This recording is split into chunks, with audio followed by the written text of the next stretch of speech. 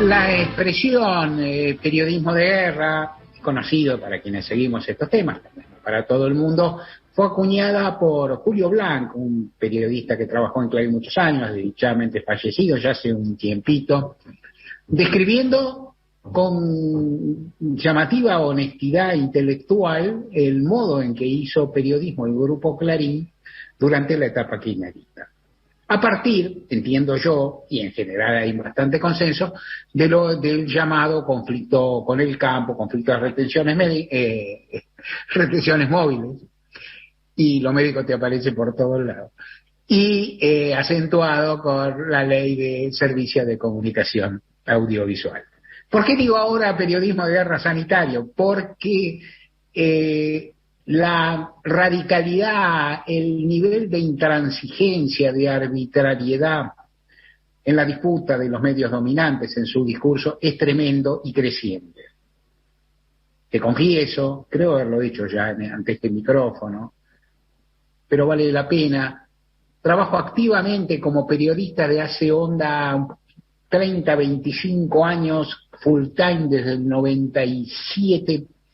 Nunca vi una situación igual, un nivel de, una falta de seriedad tan grande, una intransigencia o brutalidad tan grande en información. Fíjate que si te digo que empecé a trabajar full time en el 97, empecé a trabajar en el momento en que todos los diarios, las radios y demás teníamos un acuerdo básico que era el caso Cabezas.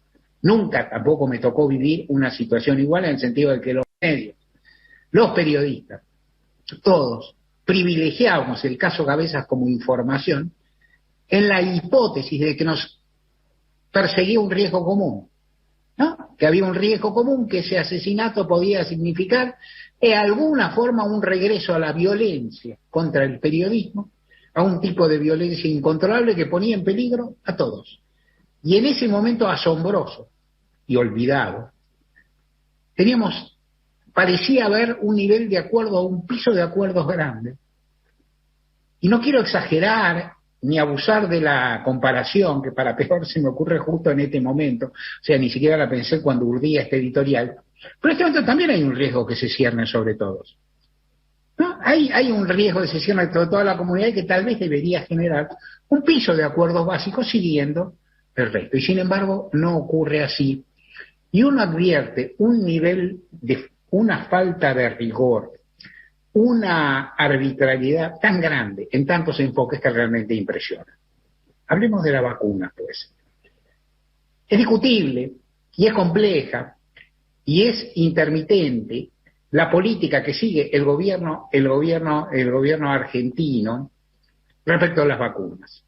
Y en general, todos los gobiernos del mundo, salvo los que son tremendamente poderosos, y te diría que en algún sentido, que tienen mucha guita, y te diría que en algún sentido ellos también, pero en todo caso, los países de rango medio como el nuestro encuentran dificultades en conseguir vacunas, llegan a acuerdos con distintos laboratorios, los laboratorios en promedio no cumplen ni acá ni allá, y con cierta lógica la oposición señala esas cuestiones. Hasta ahí estamos todos bien.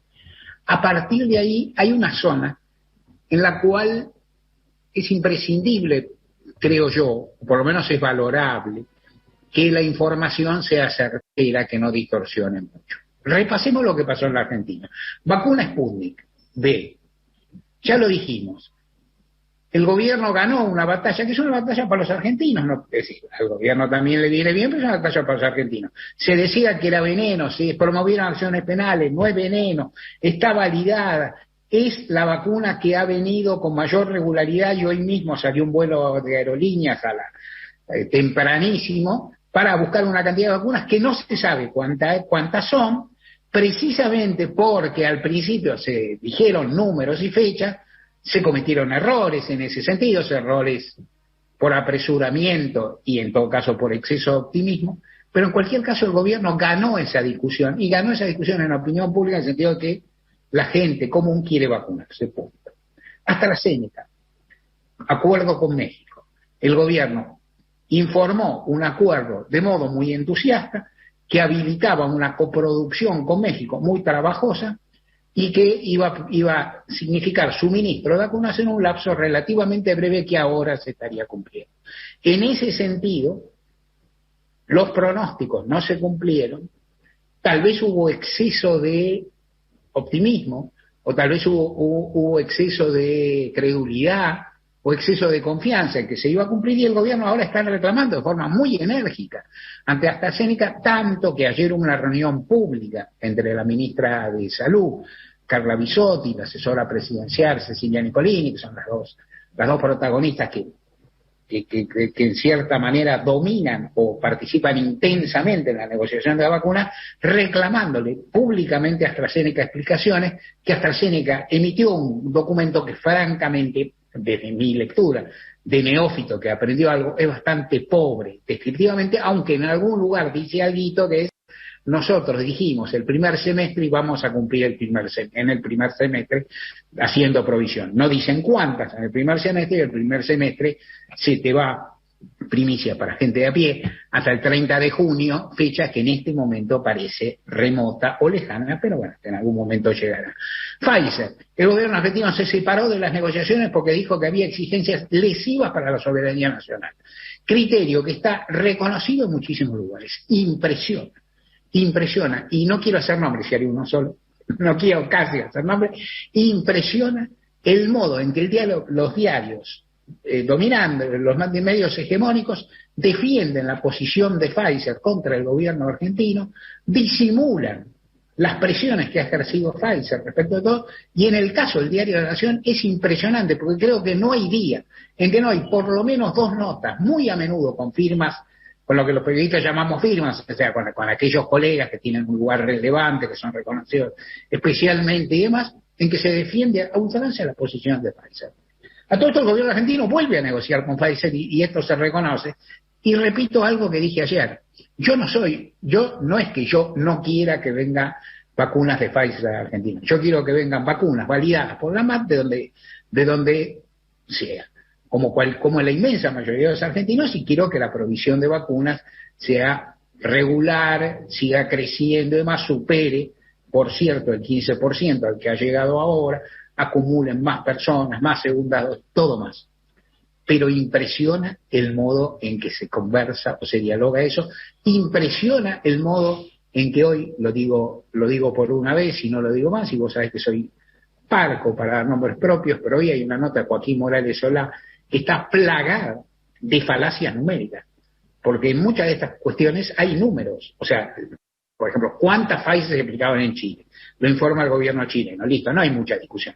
No es un tema, digamos, que la derecha opina una cosa, la izquierda opina de otro, y Corea del Centro tiene otra posición. No, señoras y señores, hay datos, números y punto. ¿Cuántas Pfizer se aplicaban en Brasil? ¿Cuántas en Uruguay?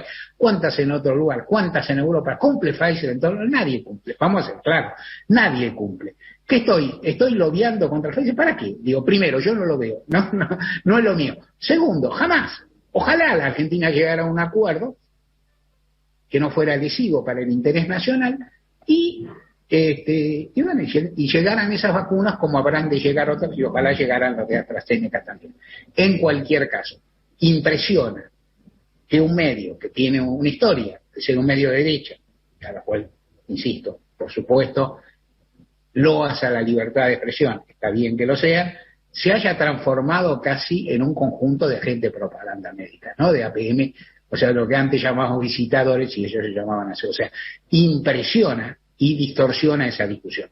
Los números de vacunaciones están al alcance en muchísimas cuentas de Twitter. En otro momento te contamos algunas.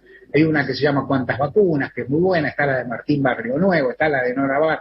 Buscá ahí, están en todas partes, hay números oficiales.